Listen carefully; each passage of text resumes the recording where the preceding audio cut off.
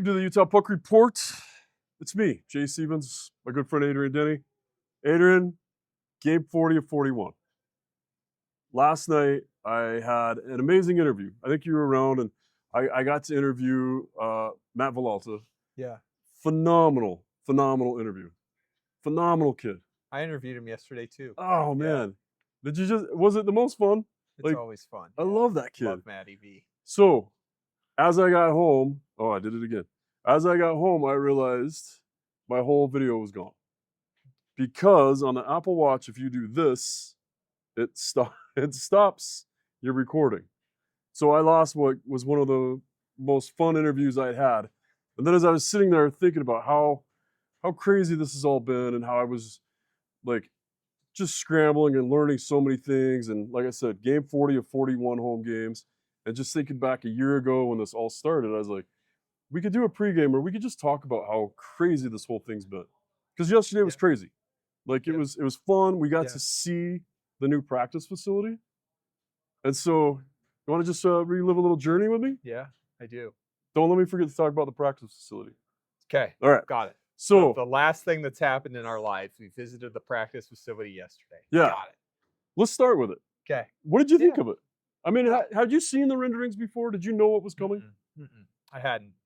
I was down there in November. Yeah.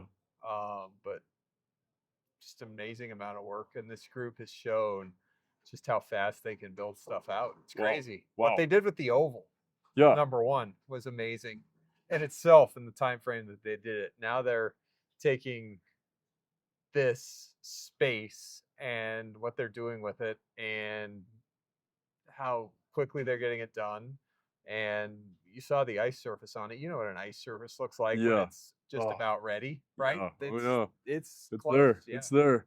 Just need some boards. Yeah. It's funny because, they talked about all the work that they'd put into the oval. And then we got back, that finished up. We went to practice and some other media was sitting there and they're like, what did they even do at the oval? I don't see any work here. And I'm like, you see all that stuff in the corner, all the offices, the locker rooms, the plumbing, the electric, all that stuff that wasn't here a year ago. Yeah. You know what it's like to skate at the oval and have to walk up the stairs. Oh, yeah. And as a goalie, I hate it. Yeah. And as a goalie that really likes sharp edges, you can't get from the locker room down the stairs, up the stairs to the rink without screwing up your edges a little bit and getting some stuff on it. Anyway, but it's just amazing to think, they did that. I was talking with Tim Branham, the former coach of the Grizzlies, last night. Same thing I said to you. So you wouldn't even believe. He's like, practice facility looks really cool. I said, you wouldn't even believe to start with what they did with the oval. Yeah. Because it was our practice facility with the Grizzlies, and we were all there, and it's awesome. It's great, but we were on an Olympic-sized sheet of ice too. Right. Yeah. Yep, I do remember that because as bad as I am at goaltending, that makes it worse. Is going from NHL to Olympic, it just throws everything off. It takes a little bit of getting used to. The one thing though, and we've seen it with teams coming in and seeing the oval, and you see all the visiting teams taking a lap, and you see the guys messing around on the oval. And I was asking Ian Cole the other day, I'm like, are you going to kind of miss it a little bit? Like the uniqueness of how cool that practice facility was? And of course he says yes. And I think, it was last minute, but it was still perfect. Like, I think it was amazing. I think everybody had a good time with it. Yeah, it is. And Ryan Smith saying yesterday, and we're leaving it behind for the next group that needs it there at the oval. And I don't know who that's going to be. I'm imagining that the speed skating, the Olympic speed skating is going to take it over. The new practice facility, phenomenal, phenomenal. And Ryan said he was going for top 5. It was probably going to be one of the best ones in the league. And you look at everything that it's got, and a full kitchen, the hot and cold tubs, and then the underwater treadmills, and then the full area where you can sprint and do all the other stuff. And it's just so amazing that that's in Utah now. I mean, we saw what Florida had, what Tampa had, what Seattle's gotten now with their practice facilities. They're well documented, but to see that yesterday, you're like, the Smith Entertainment Group always just seems to go up a notch. I think top 5 is very modest. I think so it's going to be the best. There's no question, because everything that that's happened here has been done. Yeah. To be the best. And it shows. So as you look back on this season, first off, like you kind of got brought in late, right? Like you knew you were part of the system, and then all of a sudden you're just like, boom, I'm in the NHL, and here we go. So it was kind of a whirlwind for the beginning for you too, right? Yeah, it was. I mean, having from April to October to get ready, broadcast team was one of the last things that got completely assembled. Yeah. And they stuck with a lot of the same from Arizona. Yeah, Matt McConnell came up. Yep. Tyson Nash was, Dominic Moore. Dom was with ESPN, yeah. NBC, and his family relocated from Boston. And wow. Sarah Merrifield was with the Stars and the Texas Rangers, and Kim Becker was with the Avs, and Mike was in the American Hockey League in Rockford, and I was in the AHL in Tucson, and Craig Amazine and Travis Henderson who assembled our team. Gosh, I watch the TV broadcasts on SCG Plus. When I'm home, I obviously don't see the stuff live, and my family watches it. And just get unbelievable reviews from my family on the TV broadcast, and there are a lot. My mom just adores Kim and Nick and Sarah. Oh, and she loves Dom and Matt, and then my dad, a hockey fan watching it, and Matt and Dom and Nick or his three, but everybody loves Sarah and Kim too. So well, it's so good because you mentioned they all have a great hockey background, and then coming into Utah and having to educate the fans. Not all the fans. Please don't send me the hate mail. I know that we had. Look, you and I know there was hockey here before. Yeah. We get it. There was professional hockey here before. But every time I talk about educating the fans, I'm not talking about you. I'm talking about the ones that didn't know about hockey before, or maybe didn't watch every game, or didn't live and breathe it, right? We do have the fans that did. But that crew, and even SCG kind of turned to me a little bit and said, can you help a little bit more with explaining certain things? Yeah. And I think when you bring in a group with that much of a diverse background, Disney on Ice, and Olchek, man, that's hockey DNA all the way. His dad's a legend. Nick grew up playing. He played college with one of our, he happened to be at Colorado College when Halloran was there. Yeah. So it's fun to see those guys come in, and I think they do such a good job, and you do such a good job on your show. I end up listening to you guys quite a bit, and just kind of like guiding us through what's happening, why it's happening, and not just plays, but and there's one thing that came up that shocked a lot of people yesterday or earlier this week with Yamamoto getting sent down, getting put in the lineup for one game for Tucson, and getting pulled back up the next day. Yeah. A lot of people were confused about that. A lot of people thought it was just on paper. They didn't realize that he actually went down and played, picked up 2 assists. Yeah, he and an important game for Tucson. He picked up an assist less than 4 minutes into the game. Of course he did. They were up 1-0, and they won the game 5-2. And he made a phenomenal pass to Cameron Hebig. He could have shot the puck and scored, but made a beautiful pass to make it 4-1 in a big spot of the game right after Bakersfield had made it 3-1. And then he had a rush, an on-man rush, I think right after that in the third period.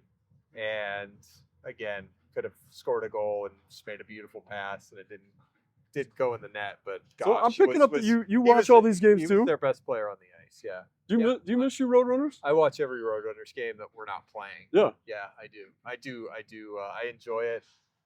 Just being with that organization and those coaches and those players, and my broadcast partner took over as play-by-play announcer. So sounds a lot like you. Yeah, I think he does. I have heard that. Yeah, yeah, I think he does. When I listen to him, I don't know if I don't know what experience he had before, but I think he does sound a lot like you, and that's a compliment to him. Thank you. I think the world of you. Yeah. But it's family. Yeah. And loved my 6 years there, and I just love them being our affiliate. Yeah. And we're all still one team. I asked Matty V about that yesterday. I said, look, I get it. It's the NHL. They call, and it reminds me of Toy Story when the clock comes out and you're just like so excited. I'm going up. I'm going to the show. Yeah.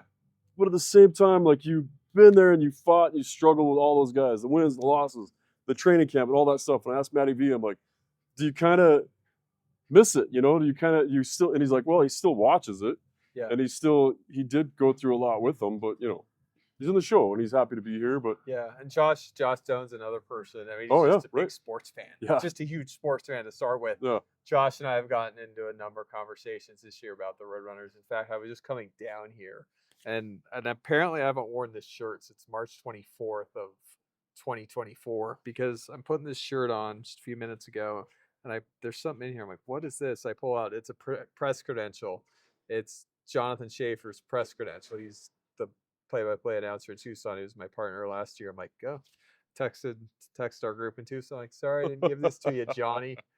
Guess I never got it. And I came in and I showed Mike Folta. He's in our radio studio getting ready for the broadcast tonight. And I'm like, look at this. He's like, March 24th, 2024. And I said, yeah, you know what happened that day? It's like, and he got it. Like, Doan got called up. I said, yeah, Josh got called up after the game. But the best part of it is Josh could have taken the first flight to Phoenix. He flew back with us on Southwest the next day. We had a layover in Las Vegas. He was in C group. I remember being in my seat. Josh was walking by. Just got called up to the NHL. Flew back with the team. Got his car. Drove up to Phoenix the next day for morning skate. But he could have flown in, and he flew back with us. And one last trip as a Roadrunner. Yeah.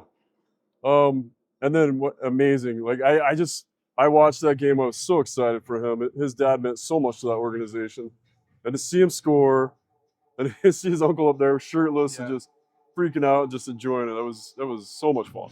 It's one of my favorite moments ever. My parents happened to be in town in Tucson that night, and we watched the game together. Oh wow! It was just unbelievably special. That's very cool. Do your parents make a lot of this stuff? I mean, do they listen and watch all your games? And is it because they're your fan or they're hockey fans? They listen for me, but then they fall in love with the teams. They listen to every Grizzlies game, went to every Grizzlies game, knew everything about the Grizzlies, knew our coaches, knew our players. When I went to Tucson, same thing. Listened to the games, watched the games. Came down a couple times a year, and they happened to be there, and so they knew how much Josh meant to me and how much I admired him, and so watching it together with them versus watching it alone was much more fun. Yeah. I knew they'd start working on that horn once we started talking. That time I'm pretty sure the mics filter most of it out, but yeah, and he's such an awesome athlete to watch grow. And I told you, I don't know if people can hear something, but we must have scored 5 times. I told you, I don't know, like he's just taking over in such a big way. Using his body the way you want him to use it. He can be that real big, that power forward that we really need. We have a lot of smaller forwards that are phenomenal skill-wise, but he comes in, he's got the body, he's got the skill, he's got the mind. I love watching him think games through. He's got the entire package.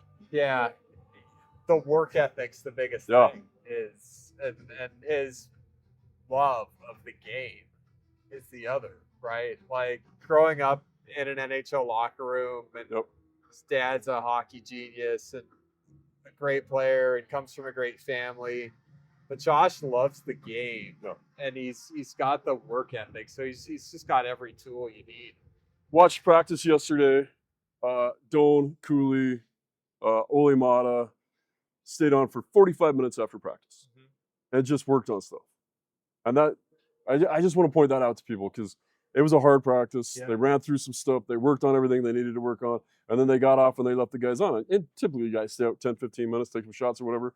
But they had, their little gadgets out there to shoot through, to learn to use the D as a screen and shoot through those legs. And they had those little passing things. And they kept that e-bug out there for an extra 45 minutes. And just, that's the work ethic that you're talking about. And to know that it's Cooley and that it's Doan and it's Mata. Yeah. It's the guys you want to see it from. It's pretty impressive. When you talk about like how your family fell in love with the team, I think the entire state of Utah has fallen in love with this team. And as we look back on the last few games and the entire season, what moments stand out to you the most? Like, what was your favorite couple moments on the ice? And what are the fans doing that you're enjoying? The fans have developed an identity, and Mikhail Sergachev's called them clubbers. Yeah, Call the themselves clubbers. clubbers. Yeah. They're clubbers. Oh, I love it. This building has you can feel the buildup. Oh yeah. And the instinct that they have. They don't start chanting veggie immediately after the first save because veggie still has work to do, right? If the puck's still in the zone and you have to make a second save and a third save and we can't get the puck out, they wait till the puck exits the zone and veggie has a chance to breathe before they go into the veggie. So there's a reaction that it's kind of like being at a symphony when you applaud after the solo act is complete, right? Yeah. Or a jazz concert or something like that. It's really cool, but the place has an identity. Everybody knows about it. Yeah. Everybody knows it is what it is, but there's nothing like it. And it just starts with, you know, that black SeatGeek Utah Hockey Club. I don't know what to call it. Curtain that you got across there. Oh, yeah. It spells Delta Center. It spells Utah. Love the place being packed, but it just always has a good feel. I said this when I was in Tucson, and it was a rare building that no matter what the team did, fans were always on the team's side, right? Puck bounces over a stick on a 5-on-3, nobody groans, right? They go get the puck and they move it back into the zone and they get reset. There's no groaning. There's no bad energy. Oh. There's nothing like that. Have you heard anything? And you watch hockey games all the time. Puck bounces over a stick on a power play and it takes the air. Something happens here. Something goes wrong here. You don't feel it. And that's so huge because the energy is just always so positive. They're always so positively behind the team because the team can feel it when the fans are frustrated, when there's tension, when there's nervousness. And here it's just, we're going, guys, go play. It's funny that you mentioned that because it got brought up recently in one of my other meetings about, trying to be more professional as a journalist or whatever. Never claimed to be a journalist, but they're talking about stuff and talking about the positivity.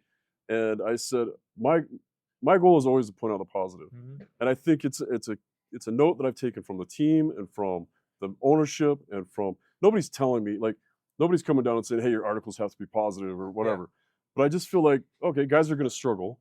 There's no reason to point it out because guys they already know they're struggling. So for me, it's always keep it positive and point out the things that are going right and hope for the best on some of the things that aren't. Like we've talked about the power play and not in a way that it's negative, I don't think. I think we've just said, hey, power play is struggling, power play is struggle. That's, they're hot and they're cold. And now they're 3 for their last 4. Yeah. How about that? And do you remember what I said needed to happen? Yes. And then Barrett Hayton was listening, I think, on his way to the rink. Yeah, maybe so. Made a nice pass to Keller. Yeah. Could have scored on it too. Yeah, I thought I think I texted that to him. I'm like, I wanted Keller to score. I wanted Keller to shoot more. I don't care if he scores. I care that he shoots so that he absorbs more defensive pressure to open up Cooley and Hayton. And I think in doing that, well, anyway, he scored, and I think people started gapping over towards him more. They got to fill that gap more because they know he's going to shoot now. When that happens, you leave Cooley or Gunner or Hayton. We do have so much offense. And going into the year, remember? We had a D, and the way that the season has gone, maybe going into the off season, maybe that's what they had this year is offense. Because I think going into this year, we're comfortable with what we're going to score, and then you put the team together and go through injuries and add the new D-man and realize, you know what, maybe we're more of a defense first team right now. We don't have from defense being and I've told you, which is how they had to reset it on the fly when Right. Marino and Jersey were gone. Yeah, right. We couldn't keep playing. Yeah. Like we did the first 3 games of the year, even with Jersey, but without Marino. Nope. 5-2, 6-5, 5-4. And when they go out and they pick up Sergachev, they pick up, we get Marino and they get Olimata, and all of a sudden you go from, hey, defense is our weakness, to we're up there in the top tier of the NHL as far as defensemen. And there's room for Lamoureux to grow and come in there. He's going to be one of those big players, and we have other players down there. If they're going to go out and get somebody this off season, you say you're looking for more of a forward. What style of forward do you think they go for? Gosh, looking at the roster, I think you want a guy who could be physical, Sam get Bennett, to the net, something like that. Oh. Something like a player like that. I think you said a name of a guy, and everybody knows what he does, and that's exactly it. That's what we need, and he's a UFA, right? Yeah, UFA I'm not saying Sam Bennett. I'm saying a guy like that. Bennett. Yeah. And that's what I've been saying. That's exactly. And he's available, and we have cap space. But all last year, I'm not saying Sam Bennett. I'm right. saying like a Sam Bennett. Like a Sam Bennett. Yeah. But that's what I was. But if you got a wish list, right? If you're going out, team has a lot of salary cap space, and is going to have the ability to go pick their spot and get what they want. And a guy like him, I don't think you have to give an 8-year contract. I think you give him a 2 or 3-year contract at the money you want. That stabilizes you for next season. Maybe gets us into that hump where we do make the playoffs. Not saying we're out of them yet. We have to win every game, and basically Minnesota has to lose every game for us to get it. And then Calgary has to just stay out of the way. So it's possible. And I'm not saying Sam Bennett. I can't say that. Is it right? Well, you didn't say. I said. I can say. Yeah, a player like that would. I think. And I agree. And there are a couple other ones. Reinhardt was one. There are a couple other players that are out there, and now I can't think of them. I had a list of it before. But anyway, I think a body that can crash and burn and get to the crease and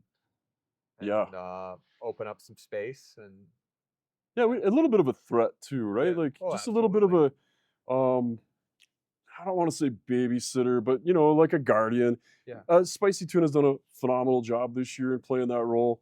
I would like a guy that's a line 2 guy that can, a line 1 or 2 guy that can be that guy too. That's intimidating to play against. I think that's what propels you further into the season, into the playoffs. Is just that physical force. Has anything else really stood out to you or surprised you this season as you look back and what's been your favorite moment from the team so far this year? So everybody's going to say opening night. I loved opening night. Yeah. I'll say second game of the year here, October 19th against Boston, the 2-1 overtime win. Yep. Kesselring gets the overtime game winner, the New England kid against Boston.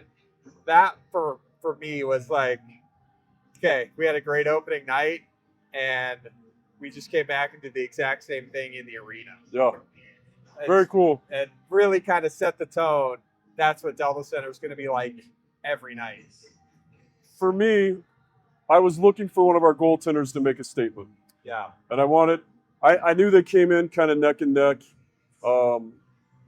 And I'd watched them both, and I like them both. I got to know them both over the course of the season. I really like both of them. Great people. But I wanted one of our goalies to really come out and steal a game and say, I'm the starting goalie, and here we go. You and I actually talked about it several times. And to see that game against Carolina, please tell me it was Carolina. I don't want to mess this up. It was, 49-50. 10, 13. Yeah. 10 minutes in penalties. Yeah. Almost in a row, right? We had 5-on-3s and 5-on-4s and veggies on fire. And that's that to me cemented it for me. I think that cemented it for a lot of the fans. I think that's what a lot of fans kind of went that's what it looks like when a goalie steals a game. Yeah, that was a great night. That was a signature moment against a really good team. Andre Turney for the next 2 months referenced that game as the game where we learned how to play. Yeah. Yeah, learned how to win. Because everybody had to do everything they could. When you're shorthanded like that, and I think one of the penalties was on Cole, who you count on to not only kill penalties but block shots. Yeah. He's your backup goalie on the ice, right? Like, yeah, he's out there blocking shots, and then he was in the box a bit, and yeah, so that game was just unreal to me. And as I've asked other fans too, the highlights of their night or their season, what night was it? And a lot of people bring that game up too. Do you know from a road game though, the 6-0 game in Vegas, the Saturday after Thanksgiving? Yeah, I keep going back to that as another highlight. Well, because they played Edmonton the night before, Yep. up 2-0, then fell behind 3-2, had to tie it, forced overtime, lost back-to-back in Vegas.